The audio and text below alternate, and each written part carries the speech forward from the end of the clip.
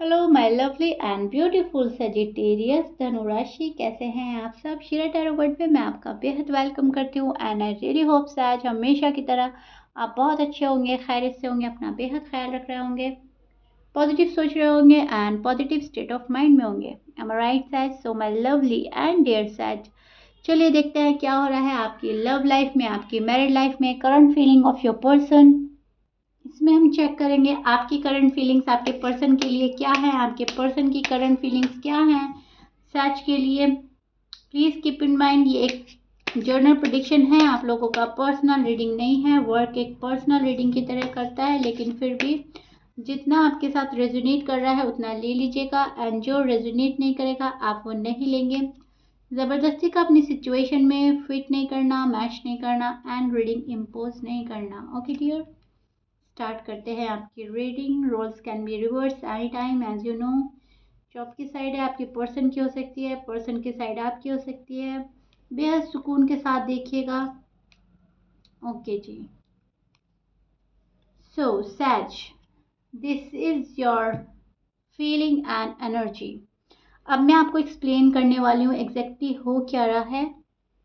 मुझे ऐसा लग रहा है सैज बहुत ज़्यादा किसी बात को लेकर सोच और फिक्र है आपके मन में, किसी रिलेशनशिप को लेकर, किसी पर्सन को लेकर, लेकिन आपने फ़िलहाल दूरी बना रखी है।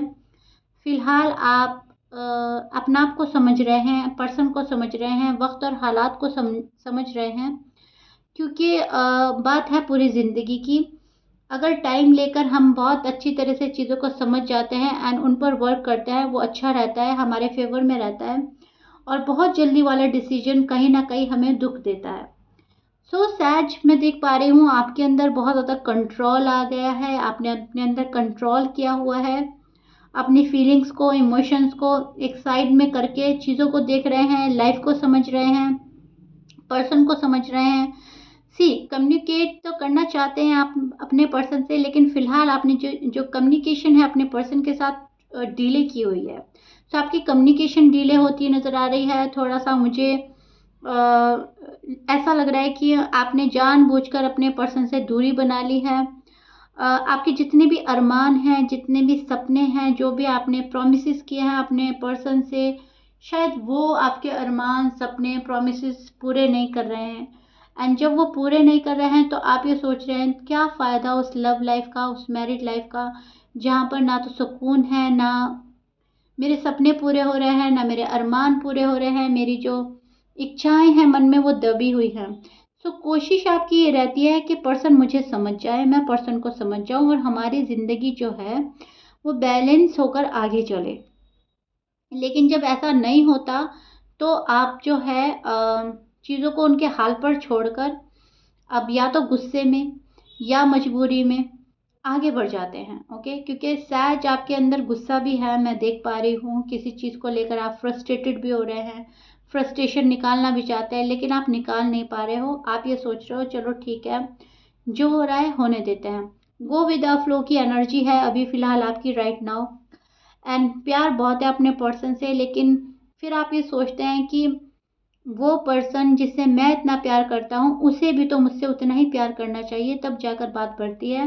मेरे अकेले के प्यार करने से क्या होता है।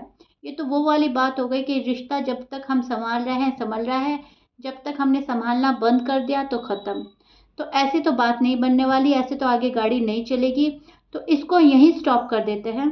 भले ही थोड़ा टाइम लग जाए, भले ही थोड़ा डिले हो जाए, लेकिन चीज़ें हमारे फेवर में हो तो बेहतर है।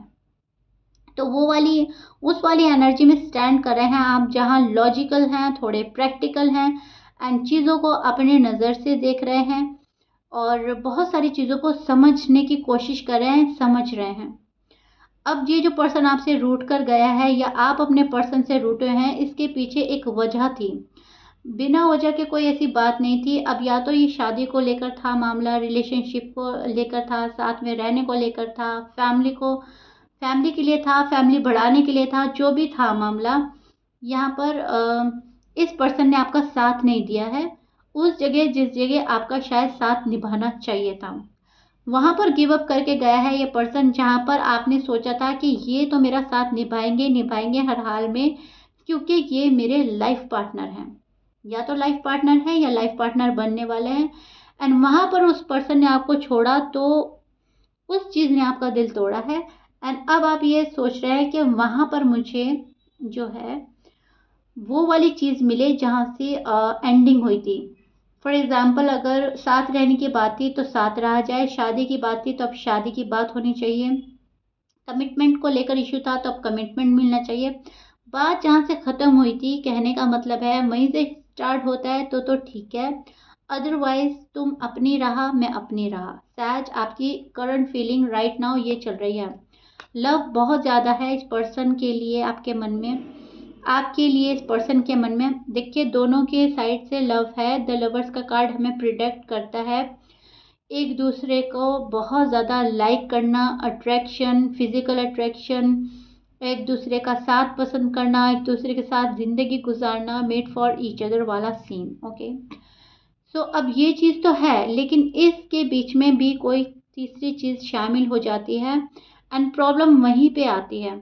अब वो जो तीसरी चीज़ है, अब वो इनका गुस्सा है, ईगो है, प्राइड है, आनाकानी है, जो भी कुछ है, आप वो हटाना चाहते हैं। आप ये चाहते हैं वो हटेगा तब जाकर आगे मामला प्रोग्रेस पे जाएगा। अगर वो नहीं हटता तो फिर हम घूम फिर कर वहीं आ जाते हैं, जो कि आपको अब मंजूर नहीं है सच। अब आप ये चाह रहे हो कि अ, थोड़े तो मेरी चलनी चाहिए। ऐसा क्या तुम अपनी चलाते रहोगे, मैं अपनी चलाता रहूँगा? बीच का रास्ता निकल जाए तो अच्छी बात है। एंड शायद आपके पर्सन हमेशा से अपनी ज़्यादा चलाते हैं, आपकी कम सुनते हैं। और पहले आप ये चीज़ें बर्दाश्त कर रहे थे सैज, टू बी ऑनेस्ट, लेकिन अब आपके बर्दाश्त के बाहर है कि हर बार मुझे ही कॉम्प्रोमाइज़ सेक्रीफाइस करना पड़ेगा, हर बार मैं ही तुम्हारी मानूँ। नो वे, अब ऐसा नहीं चलेगा, अब होगा equal give and take.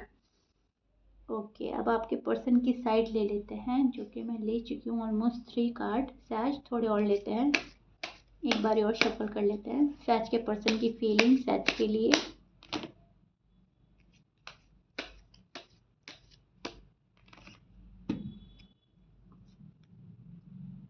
Okay, yes, I told you ना, आई टोल्ड यू, ये जो पर्सन है सैज,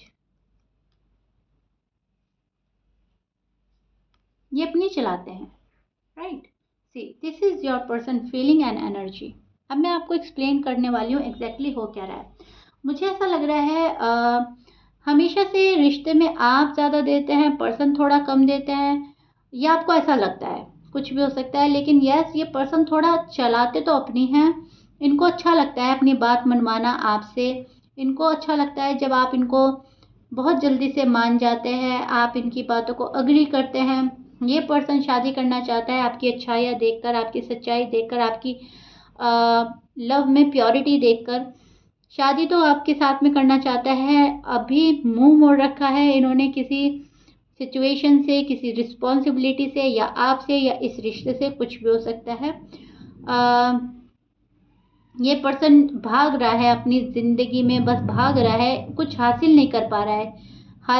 हालात को फेस करने से भाग रहा है, रिस्पॉन्सिबिलिटी से भाग रहा है, कुछ भी है। क्योंकि 2 कार्ड्स हमें ये प्रिडिक्ट कर रहे हैं कि जो इस पर्सन को नहीं करना चाहिए फिलहाल ये पर्सन वही कर रहा है। इनको आकर आगे बढ़कर हालात का सामने करने की ज़रूरत है, लेकिन ये पर्सन वही नहीं कर रहा है, हालात का सामना नहीं कर रहा है, आपके सवालों के जवाब से कतरा रहा है, बच रहा है। जो आप चाहते हो उसके अगेंस्ट चल रहा है। इनका कुछ और मन है, आपका कुछ और मन है। आप कुछ और चाहते हैं ज़िंदगी से, रिलेशनशिप से, ये पर्सन कुछ और चाहता है।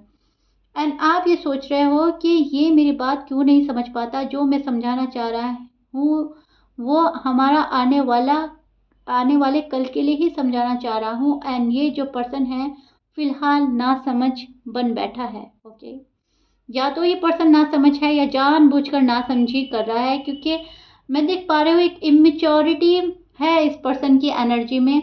एंड इमेच्योरिटी के चलते जो भी डिसीजन लेते हैं वहीं पर गड़बड़ी है, वहीं पर आप लोगों की जो है प्रोग्रेस रुकी पड़ी है। क्योंकि मुझे नज़र आ रही है इस पर्सन की एनर्जी में सैडनेस और अपनी चलाना, मामला गड़बड़ करना और फिर उदास होकर बैठ जाना। अब आप कहेंगे कि मैम जब इतना प्यार है तो ये पर्सन हमारे क्यों नहीं सुनते, हमारे टूवर्ड्स क्यों नहीं आते।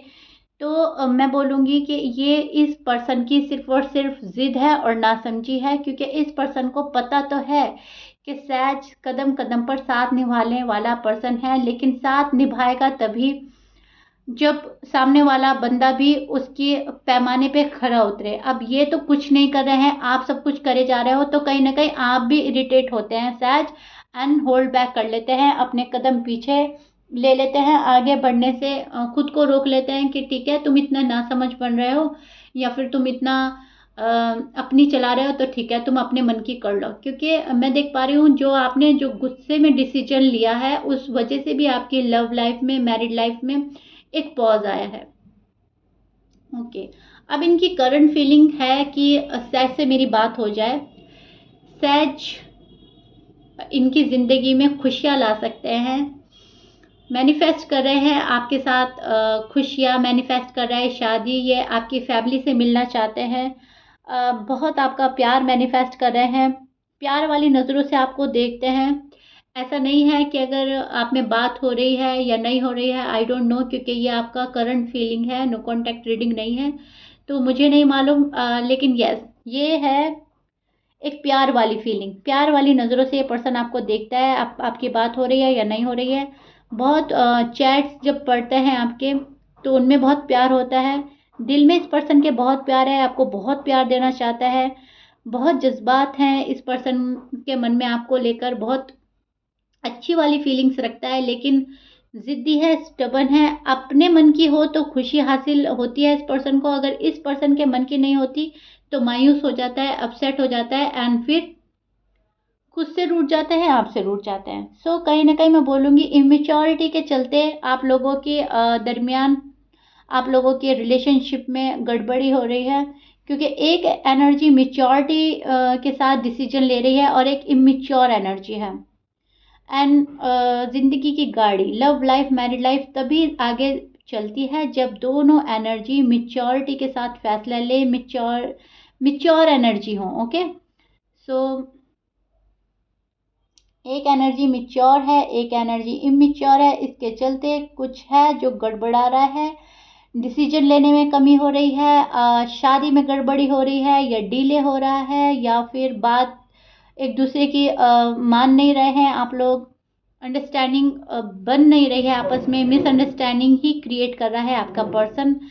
एंड जब मिसअंडरस्टैंडिंग हो जाती है तो सोचता है अरे बाप बाप रे, मैंने गड़बड़ी कर दी, मैंने क्या बोल दिया, सच को ऐसा नहीं करना चाहिए था, मैं कुछ गड़बड़ी कर बैठा हूँ या कर बैठी हूँ, फिर रिग्रेट होता है इस पर्सन को। ओके, सो जो इनकी सारी बातें अगर कैलकुलेट की जाए तो अभी गड़बड़ी गड़बड़ी ही करते जा रहे हैं, एंड ये बंदा समझ ही नहीं पा रहा है कि ये कहाँ जा रहा है, किस रॉन्ग डायरेक्शन में जा रहा है ये पर्सन। ओके, लेकिन yes they miss you a lot and they love you a lot सैज, बहुत ज़्यादा मैं बोलूँगी अपनी हरकतों पे पछता रहा है ये पर्सन, अपने किए हुए पर पछता रहा है ये पर्सन, हार्ट ब्रेक हुआ है इस पर्सन का आपका हार्ट ब्रेक करके।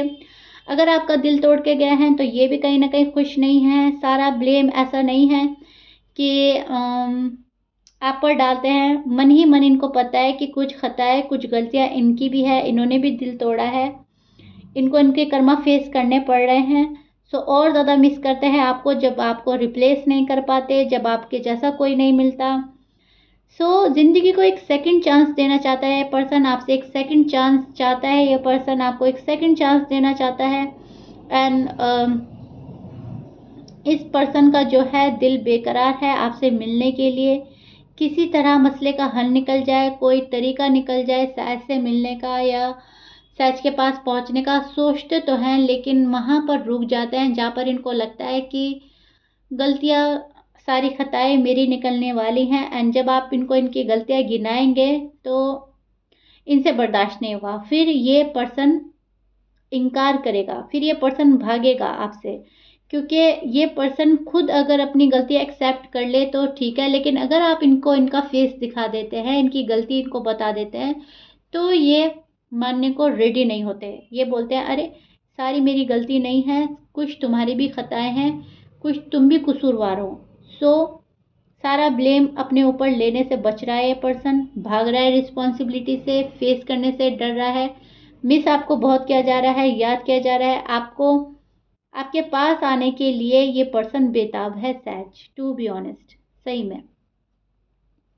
क्योंकि जो क्वालिटीज़ आप में है सैज, वो क्वालिटीज़ इस पर्सन को किसी और में नज़र ही नहीं आई है। ऐसा नहीं है इन्होंने देखा नहीं है किसी और को, इन्होंने कंपेयर किया है आपको किसी और से। एंड जब आप अलग नज़र आए और वो बंदा अलग नज़र आया, तब इनको रियलाइज़ हुआ कि हाँ, गॉड ने, यूनिवर्स ने मुझे बहुत अच्छी अपॉर्चुनिटी दी है सैच के तौर पर, और उसको ठुकरा देना, उसको इग्नोर करना, उसको अवॉइड करना कहीं ना कहीं ठीक नहीं है। गलत कर रहा हूँ मैं अपने साथ, और ये मुझे नहीं करना चाहिए था। तो एक पछतावे में है, एक गिल्ट में है। सो दैट्स वाई सच के पास कोई बहुत बेसब्री से, बेताबी से आना चाहता है, बेसब्र है आपसे मिलने के लिए, रिश्ता निभाना चाहता है, रिस्पॉन्सिबिलिटी निभाना चाहता है, बट राइट नाउ घबरा रहा है। ओके, अगेन मैंने आपको रिपीट कर दिया है, घबरा रहा है ये पर्सन आपको फेस करने से, रिस्पॉन्सिबिलिटी निभाने से। आई डोंट नो व्हाई, शायद प्रिपेयर नहीं है, या अभी कुछ ऐसी प्रॉब्लम है जो शायद आपकी रिस्पॉन्सिबिलिटी हैंडल नहीं कर पाएंगे, या आपको हैंडल नहीं कर पाएंगे। कुछ तो ऐसा है जो चाह कर ये पर्सन खुद को रोक रहा है। ओके सैज, क्लियर? ओके जी, सो या सैज, this is it. I really hope मैंने आपको बहुत अच्छे से एक्सप्लेन कर दिया है आपके पर्सन की करंट फीलिंग, एंड आपको बहुत अच्छे से समझ आ गया होगा। यहाँ पर बहुत ज़्यादा हाई चांसेस हैं कि कोई आपको आकर रीच आउट करेगा, कॉल एंड मैसेज आपको मिल सकता है। Okay, so yeah this is it. If you like it then please like share subscribe कर दीजिएगा। मिलते हैं नेक्स्ट रीडिंग में। Till then bye bye and stay blessed.